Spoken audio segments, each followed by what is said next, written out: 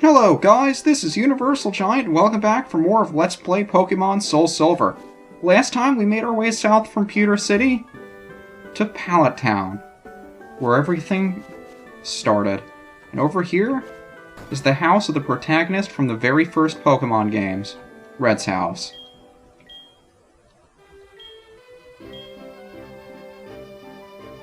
You gotta wonder, I mean, Red's mom has to be worried considering he's been away for what's been 3 years now, and when did he get a Wii?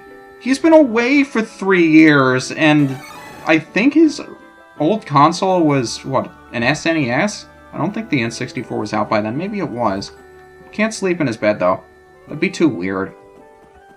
I also like how he has a red carpet in his bedroom. I'm assuming when we go over to Blue's house, he's going to have a blue carpet. I never paid too much attention to that kind of detail.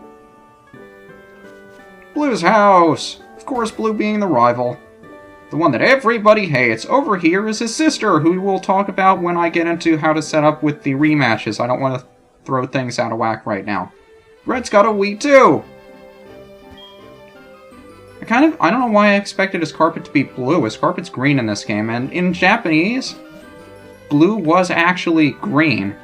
I'm not entirely sure why they made the change, but I suppose it's for the same reason that they made blue version instead of green version. I'm sure you can find more on that if you look into it. I never really cared enough.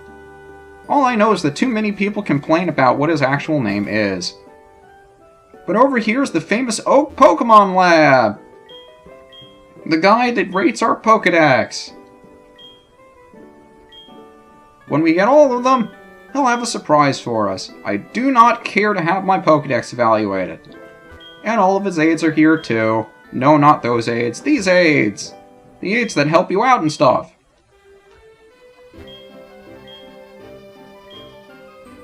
It's not my innocence. It's broken. But of course, the books that would help you learn how to play if this wasn't your first time here. And down there in that grass, you can find Wild Tangela and occasionally Wild Mr. Mime.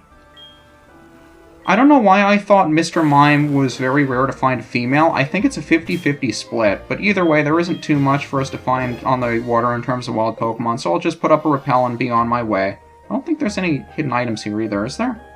Probably not. There are plenty of trainers for us to fight on this route, though. I don't know how many of them are going to be interesting enough to keep in, but you're in the water, isn't it difficult to apply sunblock? You know what I just realized I forgot to do between episodes? Heal! My team is still battered. I guess Duster's the only one who's really damaged, but I still feel bad for leaving Duster as low on HP as he is. I also realized last episode, and I'm not sure why it took me so long, I think Chansey and Pidgeot have the same cry. It's like just when you think you've recognized all of the similar cries between first generation Pokemon, there's one that I haven't. There's so many, too.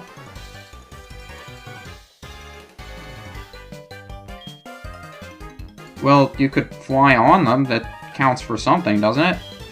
I took the liberty of fighting that guy off screen because he just had 4 Corsola. I mean, the fisherman only had 4 Corsola.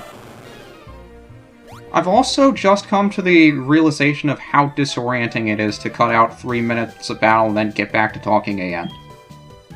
But you would also fry when the electric bikini hit the water. Why are people in this game so stupid?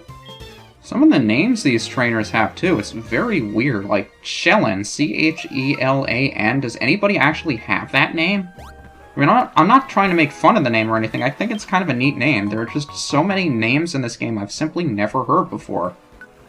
I know that's true with a lot of Pokemon games as well. It's like they're pulling names out of a random name generator or something.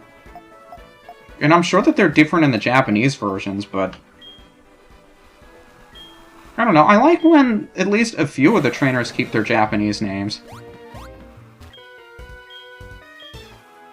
Very good, what's the word for it? Very nice proverb. When you chase after 2 Pokemon, you wind up catching neither of them. I forget what that's derived from. It's like you can't chase after 2 difficult-to-achieve goals at the same... Wow, look at this guy swimming! I mean, he's like a planet orbiting the sun. Look at him go! He's rotating and revolving. How does you do that? Look at him go!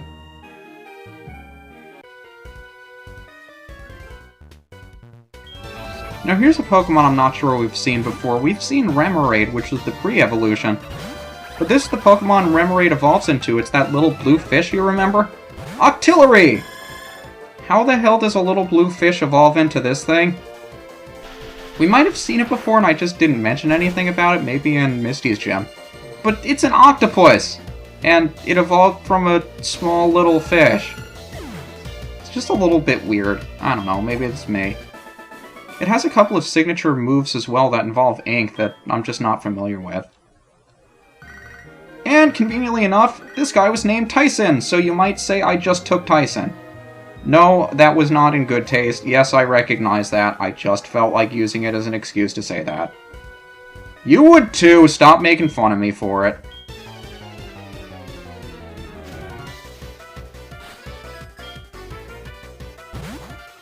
Here's another Pokemon I'm not sure we've had a chance to see. Lantern, the evolved form of Chinchou. The rare water-electric type. Now, we could have started fishing for these a while ago when we picked up the Super Rod. And I want to say I either used one for my original team in Pokemon Gold, or it was one that I dumped later on when I started using Legendaries because I was a kid and I loved using Legendaries. Because they were so awesome to use. Come on, who wouldn't want to use Legendaries if you caught them? They're so difficult to get anyway. But Lantern was one that I really liked using just because of its typing. And here's Mantine, who I'm not sure if we've had a chance to run into. Certainly not in the wild, because they're a Heart Gold exclusive. Water Flying type, just like Gyarados, except not nearly as powerful. Really interesting cry, too. I'm not sure what they were going for with it, but Gideon, you sound like you should be either a fish or an Eevee evolution. Not quite sure which. We're almost to Cinnabar, though. It seems like I've been on this route for about 15 minutes, but given all the fights I'm cutting out, it's probably only been like 5 or something. Esteban's Poliwhirl tried to use Belly Drum. I say tried because it had less than 50% of its max HP left. And what Belly Drum tries to do is cut your HP by 50% of your max to raise your attack 6 levels. Unfortunately, if you don't have at least half your HP left, you can't use it, so it just failed. And I really want to say that Easton was the last of the trainers we have to face before we get to Cinnabar Island. It's right there. I can see the rock for it. Not that rock, but that rock's kind of close. And if you remember from the first generation, Cinnabar was that island that had the laboratory on it where they supposedly created Mewtwo and all that fun stuff, but it doesn't look like there's very much left here. What in the world happened to this place? Even the gym is gone. And listen to how solemn the music is, too. It's really depressing. What the hell happened here? Maybe this guy knows. No, not the wall.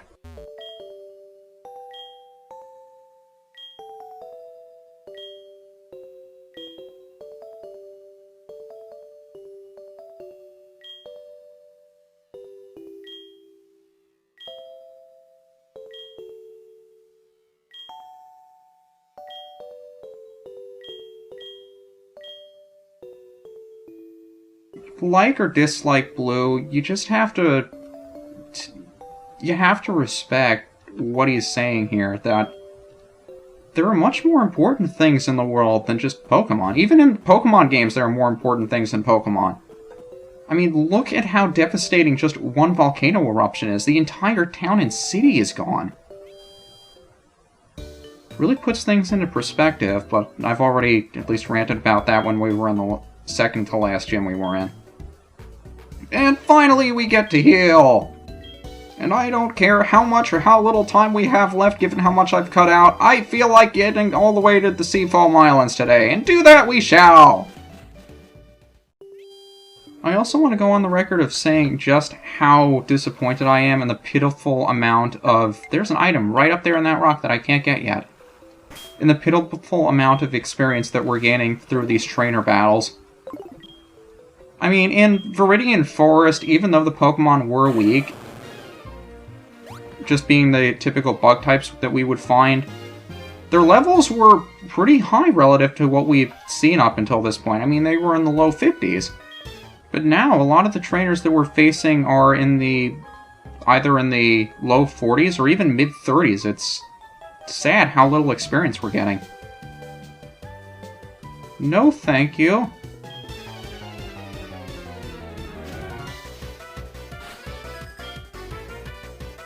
Love Disc! I want to say this from the Hoenn region, but I honestly don't remember for sure. One of the weakest Pokemon that people, at least the people tell me, I still think and believe that Sunkern is in fact the weakest because of how low its total base stat is, and numbers don't lie, but Love Disc, a lot of people say is up there. I've never actually looked into its stats to tell whether or not it's true, and I'm sure people are going to be telling me in the comments, Love Disc is the most useless Pokemon ever, even worse than Sunkern. It's still kind of cute, though. And back before Black and White came out, when they revealed Alomomola, that looked like it was going to be a Love Disc evolution, I still kind of wish it was true. It would have at least made Love Disc more useful, although I believe if you find it in the wild, it either always, or at least a high percentage of the time, has a heart scale, and those are pretty useful, so at least it has that going for it. We're not even getting that much money from these guys either. It's really disappointing. I'd like to not go on the sandbar for as long as possible so I get the best use out of my repel as I can. I can't see it because it's underwater.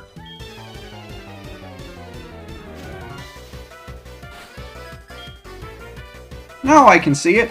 Bidoof! The obligatory terrible normal type of the Sinnoh region!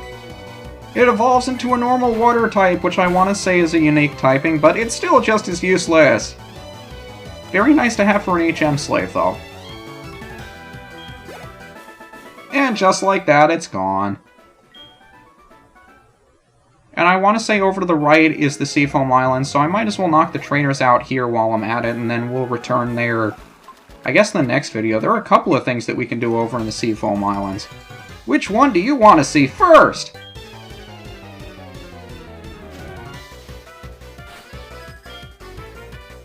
Starly, the obligatory normal flying type from the Sinnoh region! When I first played through Diamond, I used this little fella, and I have to say, it was pretty fun to use, although I did mention this in an earlier episode. I do like Starly best of all of the normal flying types that, you know, you get very early on in the Pokemon games. That's just me, though. I don't use them very often anyway, so, I mean, who am I to judge, but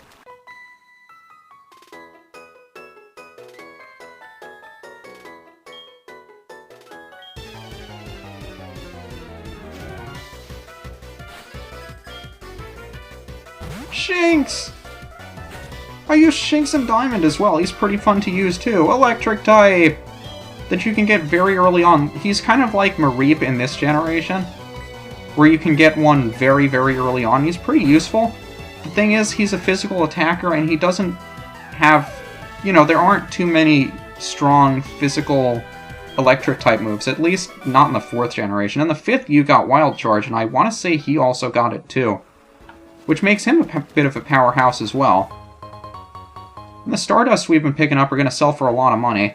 If only I had a use for it. There's nothing down there, though. But Shinx is pretty fun to use.